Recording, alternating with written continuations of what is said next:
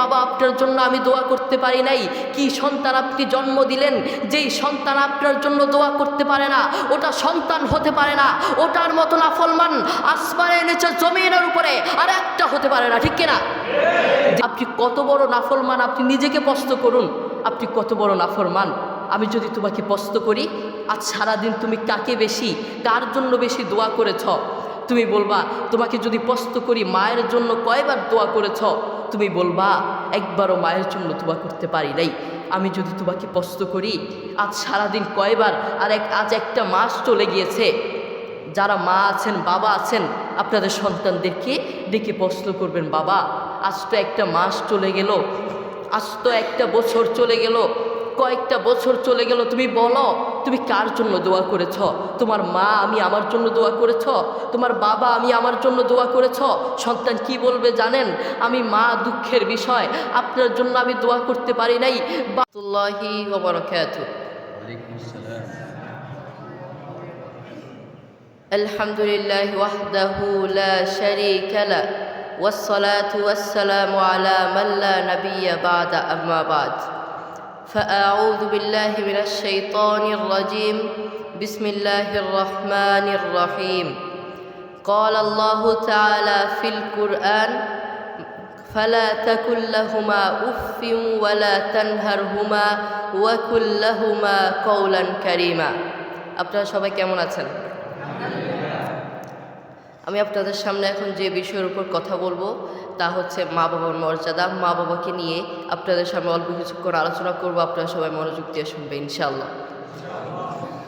এই পৃথিবীতে আমাদের সবচেয়ে আপন এবং কাছের মানুষ কি? আমাদের মা এবং বাবা। তাদের চেয়ে আপনজন আর কেউ নেই। আমাদের উচিত তাদের সাথে সুন্দর ব্যবহার করা, তাদের সাথে সুন্দর আচরণ করা। বন্ধু আমি তোমাকে বলতে চাই সবসময় মায়ের পাশে থাকার চেষ্টা করবা, মায়ের খেদমত করার চেষ্টা করবা, মাকে সহযোগিতা করার চেষ্টা করবা। কখনো একটা কাজ করবা না, সেই কাজটা কি? সেই কাজটা হচ্ছে কখনো মায়ের বদদোয়া নেওয়ার চেষ্টা করবা না। বন্ধু মনে রেখো, দোস্ত মনে রেখো, মায়ের বদদোয়া নিয়েছো মানে তোমার পুরো লাইফ নষ্ট হয়ে যাবে, পুরো জীবন নষ্ট হয়ে যাবে। মনে রেখো রাইফেলের গুলি মিস হতে পারে, মায়ের বদদোয়া মিস হতে পারে না, ঠিক কিনা? এই জন্য মায়ের কাছ থেকে কখনো বদদোয়া নেওয়া যাবে না। রাজি আছি ইনশাল্লাহ? আমরা কখনো মায়ের কাছ থেকে বদদোয়া নিব না, সবসময় দোয়া নেওয়ার চেষ্টা করব। তুমি যদি মায়ের কাছ থেকে দোয়া নাও আল্লাহ সুবহানাহু ওয়া তাআলা তোমাকে দুনিয়াতেই আল্লাহর দয়ায় সম্মানিত করে ফেলবেন। তার একটা দৃষ্টান্ত দিই, হয়তো আপনি বুঝতে পারবেন।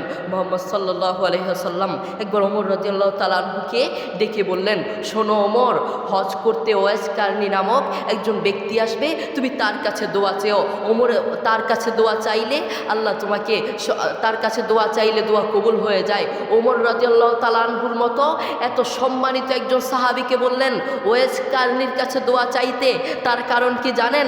তার কারণ হচ্ছে ওয়েস কারনী মায়ের খেদমত করতে করতে, মাকে সম্মান করতে করতে, মায়ের দোয়া নিতে নিতে এমন পর্যায়ে চলে গেছে আল্লাহ দুনিয়াতেই তাকে সম্মান দান করেছেন। আল্লাহু আকবার। দেখেছেন? এই জন্য ওমরের মতো সাহাবীকে বললেন ওয়েস কারনীর কাছে দোয়া চাইতে। এই জন্য আমরা মায়ের দোয়া নিব, মায়ের সাথে সুন্দর আচরণ করব। রাজি আছি ইনশাল্লাহ? আমরা মায়ের সাথে সবসময় সুন্দর আচরণ করার চেষ্টা করব। আপনি দেখেন আপনার মা আপনাকে প্রকৃতভাবে ভালোবাসেন ভাই, আপনাকে নিজের জীবনের চেয়েও ভালোবাসেন। আর কাউকে ভালো না বাসলেও তার সন্তানকে ভালোবাসেন। আপনার বন্ধু আপনাকে স্বার্থের জন্য ভালোবাসে, যারা আপনার জন্য পাগল তারা আপনাকে স্বার্থের জন্য ভালোবাসে। আপনার প্রিয় মানুষ আপনাকে স্বার্থের জন্য ভালোবাসে। সারা পৃথিবীটাই ধোঁকা, আপনাকে সবাই স্বার্থের জন্য ভালোবাসে। আপনার প্রতিবেশী আপনার কাছে আসবে স্বার্থের জন্য, আপনার প্রিয় মানুষ আপনার কাছে আসবে স্বার্থের জন্য, আপনার ভালোবাসার মানুষ আপনার কাছে আসবে শুধুমাত্র স্বার্থের জন্য।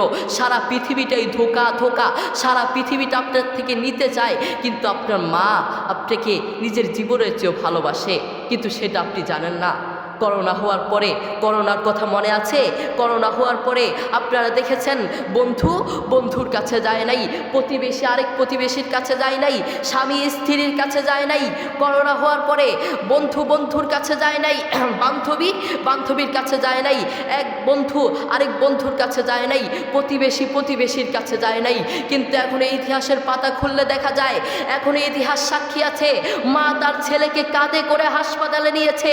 করোনা হওয়ার পরে বাবা তার ছেলেকে কাঁধে করে হাসপাতালে নিয়েছে।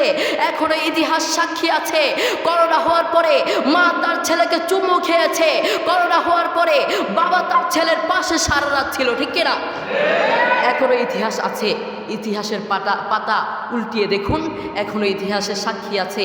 আপনার মা আপনাকে নিজের জীবনের চেয়েও ভালোবাসেন, কিন্তু সেই মায়ের প্রতি আপনার কোনো ভালোবাসা নেই, সেই বাবার প্রতি আপনার কোনো ভালোবাসা নেই। আপনি নাফরমান, আপনি সন্তান তার মায়ের জন্য দোয়া করতে পারে না, ওটা কিসের সন্তান হলো? এই জন্য আমরা সবসময় মায়ের খেদমত করার চেষ্টা করব, মায়ের কাছ থেকে দোয়া নেওয়ার চেষ্টা করব।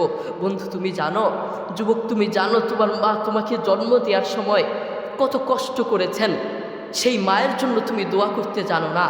আমি আমার মাকে প্রশ্ন করেছি, আমার বাবা আমার দাদুকে প্রশ্ন করেছে, মা তুমি যখন 2 হাত তুলে কাঁদো, আপনারা দেখবেন মায়েরা মাঝে মাঝে চোখের পানি ছেড়ে দিয়ে, চোখের পানি চোখ ফুলিয়ে তারা কাঁদে।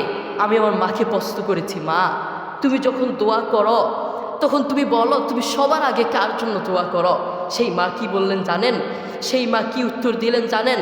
আরে বাপ তুই জানতে চাস, আমি যখন দোয়া করি, আমি যখন 2 হাত তুলে দোয়া করি, আমি আমার রোগের কথা ভুলে যাই, আমি আমার সমস্যার কথা ভুলে যাই, আমি সবার কথা ভুলে গিয়ে আমি যখন দোয়া করি আগে তোর জন্য দোয়া করি, আমার সন্তানের জন্য দোয়া করি। আল্লাহু আকবার। দেখেছেন মায়ের প্রতি আমাদের কোনো ভালোবাসা নেই। সেই মা আমাদের জন্য দেখেছেন কত কষ্ট করেন, সেই মা আমাদের জন্য সারা রাত দিন রাত 24 ঘন্টা আমাদের জন্য ভাবেন, কিন্তু সেই মায়ের প্রতি আমাদের কোনো ভালোবাসা নেই। আপনার মা আপনাকে জন্ম দেওয়ার সময় কত কষ্ট করেছেন আপনি জানেন? বর্তমান বিজ্ঞানীরা কি বলেছেন? বর্তমান বিজ্ঞানীরা বলেন একজন সুস্থ মানুষকে, একজন জীবন্ত মানুষের হাত পা ধরে ভেঙে দিলে একজন জীবন্ত মানুষ যতটুকু কষ্ট পায়, একজন মা তার চেয়েও বেশি কষ্ট পায় তার সন্তানকে জন্ম দেওয়ার সময়। আল্লাহু আকবার। এরপরেও কেন আমাদের মায়ের প্রতি ভালোবাসা নেই? কেন আমাদের মায়ের প্রতি ভালোবাসা নেই? একদিন আব্দুল্লাহ ইবনে ওমর রাদিয়াল্লাহু তাআলা আনহু কাবার পাশে দাঁড়িয়েছিলেন। তিনি দেখলেন একজন যুবক তার মাকে কাঁধে করে করে তাওয়াফ করাচ্ছে। আব্দুল্লাহ ইবনে ওমর রাদিয়াল্লাহু তাআলা আনহু তার দিকে তাকিয়ে থাকলেন। এরপর যুবকটি আব্দুল্লাহ ইবনে ওমর রাদিয়াল্লাহু তাআলা আনহুর কাছে এসে বললেন, আমি কয়েকটা বছর এভাবে আমি আমার মাকে কাঁধে করে বেড়াই, আমি আমার মাকে বাথরুমে নিয়ে যাই কাঁধে করে, আমি আমার মাকে খাওয়াতে নিয়ে যাই কাঁধে করে, প্রত্যেকটা জায়গায় আমি আমার মাকে এভাবে কাঁধে করে নিয়ে যাই। আপনি বলুন, আপনার কাছে আমার প্রশ্ন, আমি কি আমার মায়ের হক আদায় করতে পেরেছি? আমি কি আমার মায়ের হক আদায় করতে পেরেছি? আব্দুল্লাহ ইবনে ওমর রাদিয়াল্লাহু তাআলা আনহু কি বললেন জানেন? তোমার মা তোমাকে জন্ম দেওয়ার সময় কয়েক হাজার কষ্টের নিঃশ্বাস ছেড়েছে। তুমি যদি সেই কয়েক হাজার কষ্টের নিঃশ্বাস থেকে একটি কষ্টের নিঃশ্বাসের হক আদায় করার জন্য কিয়ামত পর্যন্ত তোমার মাকে এভাবে কাঁধে করে বয়ে বেড়াও, কিয়ামত পর্যন্ত একটা কষ্টের নিঃশ্বাসের হক আদায় করতে পারবে না। আল্লাহু আকবার। দেখেছেন মা আমাদের জন্য কত কষ্ট করেছেন, নিজের জীবনের চেয়ে তার সন্তানেরকে ভালোবাসেন। অন্য কারো দিকে না তাকালেও নিজের সন্তানের দিকে তাকান। তবুও বহু কুলাঙ্গার সন্তান তার মাকে ঘর থেকে বের করে দেয়, বহু কুলাঙ্গার সন্তান তার মায়ের উপর আঘাত করে থাকে।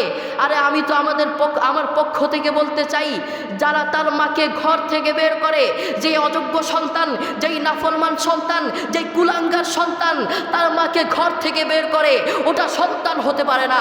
আসমানের নিচে জমিনের রূপে ওই সন্তানের মতো নাফরমান আর কে হতে পারে?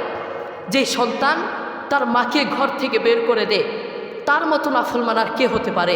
আর সে তো পশুর চেয়েও খারাপ, সে তো জানোয়ারের চেয়ে খারাপ, সে তো বিড়ালের চেয়ে খারাপ, সে তো শুকুরের চেয়েও খারাপ, ঠিক কিনা? যে সন্তান তার মাকে ঘরে রাখতে পারে না, ওটা সন্তান কিভাবে হয়? এই জন্য আমাদের উচিত সবসময় মায়ের খেদমত করা, সবসময় মায়ের পাশে থাকা, মায়ের খেদমত করা, সুবিধা অসুবিধায় মায়ের পাশে থাকা। আল্লাহ তাআলা আমাদের সবাইকে মায়ের খেদমত করার তৌফিক দান করুন। আসসালামু আলাইকুম।